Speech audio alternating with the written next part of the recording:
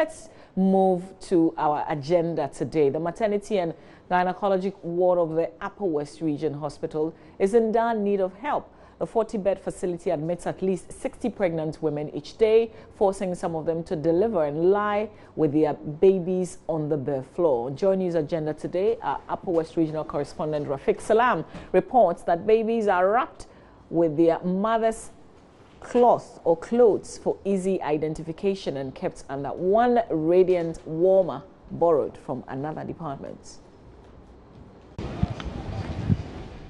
The Upper West Regional Hospital was established over 40 years ago, first as a district hospital before being converted to the status of a regional hospital. It serves a projected population of over 700,000 people in the region and beyond, including persons from neighboring Burkina Faso and Ivory Coast. In fact, it is the last referral health facility in the northwestern belt of the country. The gynec and maternity ward at the hospital has 40 beds. However, on the average, it admits at least 60 pregnant women in a day. At least 15 babies are also delivered here every day, thus overstretching the facility in a way that puts the lives of women and their babies in serious danger. Here, the patients have outnumbered the number of beds, forcing some of them to sleep on the bare floor. Dr. Nabanabas Gandao is a gynecologist and medical superintendent of the Upper West Regional Hospital. Those that deliver after delivery should have their own ward. And those that are pregnant and come with some medical condition or condition should also have their own ward. And then those that are operated should have their own ward or cubicle. That is the ideal thing. And everybody is mixed up, those who are here to deliver, those who are pregnant and sick, and those who have delivered with their babies in hand. The babies may take infection home, and then we wouldn't be able to cure that. Another issue of concern is the inadequate radiant warmers at the labor ward. Here, babies are wrapped with their mother's cloth, not only for easy identification, but more importantly, to keep the fragile-looking babies warm. They are packed like sardines under the only radiant warmer borrowed from the neonatal intensive care unit. Dr. Gandao again. So what is it? Yeah, this what we call radiant heater or radiant warmer, which is actually very sophisticated. It measures the temperature, it gives alarm so that you don't overwarm the babies. You realize that we have 3 babies in one warmer. Under normal circumstances, we should have had them line up all around so that if you deliver 4 or 5 babies at a go, within 30 minutes, 1 hour, you can put all of them over there to each one in its warmer so that you don't have to pack babies in one day. It has a lot of risk, even though very minimal. These babies are very healthy, but you may have a baby you deliver that is not quite healthy. You need to mix with this. You realize that we don't have, each one is wearing the mother's cloth. So it's easy for identification. But if I'm coming to see my baby in this position and I realize that my baby is the worst among them, anything could happen. They are also tagged. They have their name tags after delivery. But it's not the best. The size of the maternity ward is another concern for the midwives. It is about 1/4 of the size of a soccer field. Hajia Uzuma Andani is the midwife in charge of the maternity unit. She is worried that the limited space available here denies mothers any form of privacy. This woman like this, one will be pushing, the other one will lie down and be looking at her. That means there's no privacy. These beds should have been divided, and so that any patient delivery, her colleague will not see what is going on. Then these beds, it's just recently our regional director brought us some new beds, and the management too supported us with some few beds. So the beds are not adequate, and the room too is not conducive for regional hospital labor ward. She also wants an increase in the number of midwives at the facility. Many of them are not able to work properly. They are working is crooked. Is it as a result of this work? Yes, it's due to the work. Because delivering a case, when you want to deliver a baby, you can't stand straight and deliver. You stand some way before you deliver. And gradually you see that your walking style will change. You will develop waist pains. Some of us develop hypertension because of the work. If they increase our numbers, it will be better. The workload will be better, which will reduce all these problems. Maternity wards the world over are supposed to have operating theaters attached to them for emergency operations.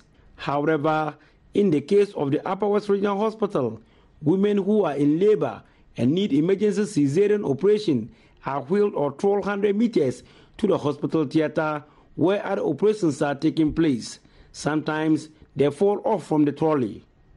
The patients, they are operating there. If an emergency happens, it means that they have to either interrupt that operation if it's also not urgent, or wait till they finish that operation, by which time the baby might have died inside the abdomen, the tummy, or both mother and baby would have been in danger of death.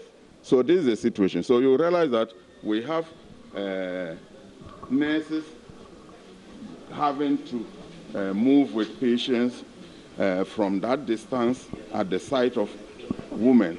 Doctors and nurses too, if they are called for emergency, they have to come in their theater dresses, just like Dr. Danso and Mr. Mohammed, because you don't have time to change to come in here and sort out the patient. But if the theater were available, they just come out with a cover-up like Mr. Mohammed has done, and then they review the case.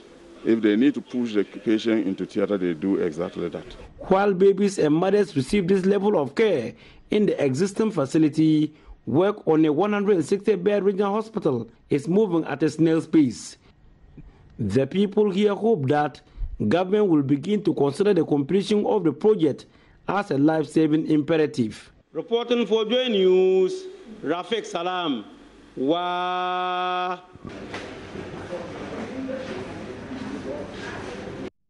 Another heartbreaking story to share. Rafiq Salam bringing us our agenda today. Let's move on and talk some Liberia elections. We know they went to the polls yesterday. Ni Akofi Smart Abe is with Africa News and he's joining us live from Liberia. Smarts, good morning to you. It's good to see you. Good morning, Mama V. Good to speak to you. I can't see you, but it's good to hear your voice after a long while. Yeah, definitely. But you've been covering the Liberian elections for Africa News. So yesterday, you know, it started, there were a few places, materials, you know, the same, I would say the same old story related to elections in Africa. But what's new today? Well, okay. Apart from the rains, which we just had, it started raining quite late last night. So that's about the newest twist to the whole Liberian election thing. But apart from the rain, I mean, life is almost back to normal now. I was just looking out the window since for some time now. I've seen that people are back on the streets, shops are opened. All of that didn't happen yesterday. Lots of shops were closed.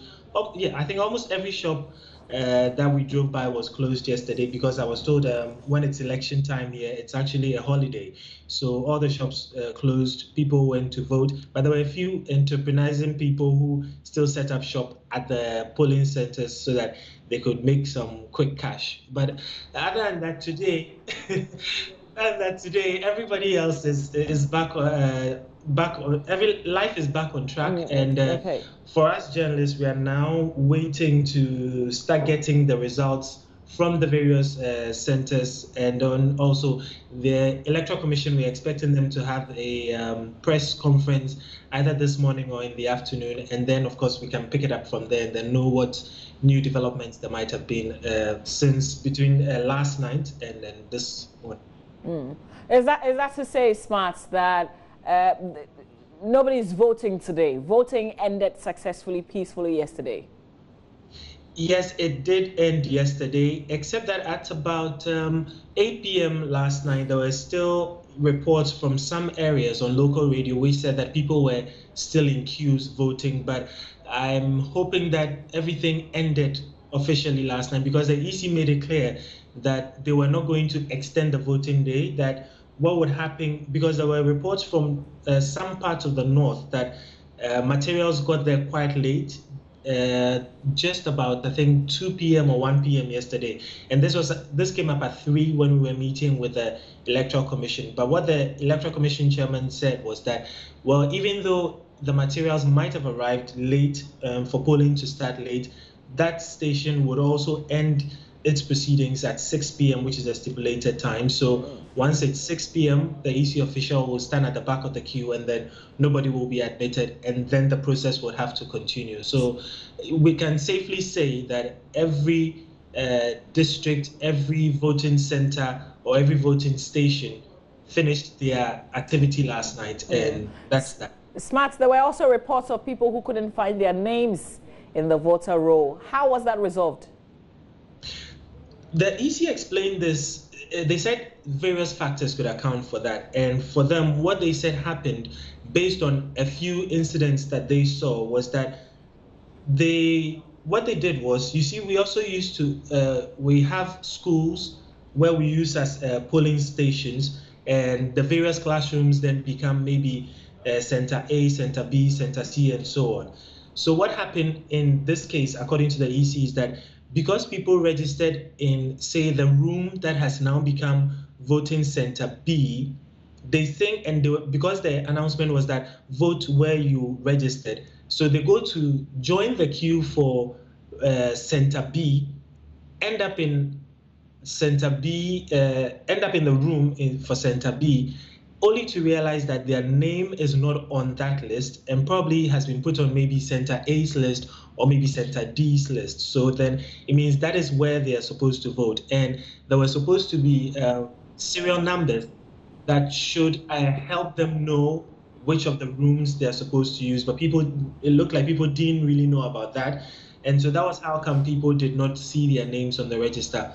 The other reason the EC gave for that, for the names not on the register, was also that they realized that some people had registered at multiple times and at multiple places. So what they did was, if you registered, say, 3 times, your third registration is the valid one. They cancel the 2.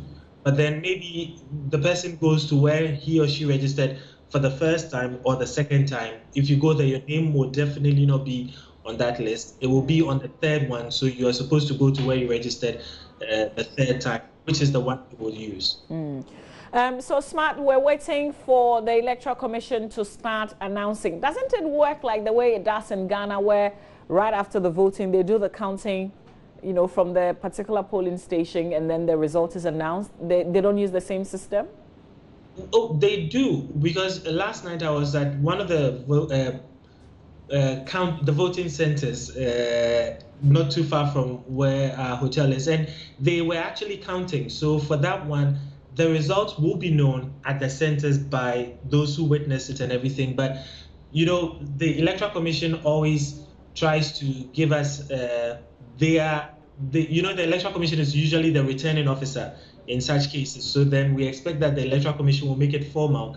And plus, if you go to the centers, then it means you are getting the results individually. But if you want, say, for the entire district of, let's say, District 6, then you might as well, you're better off going to the EC to get the results for the entire District 6. Okay. Otherwise, it means you might have to move from polling station to polling station to polling station in District 6, collating it yourself.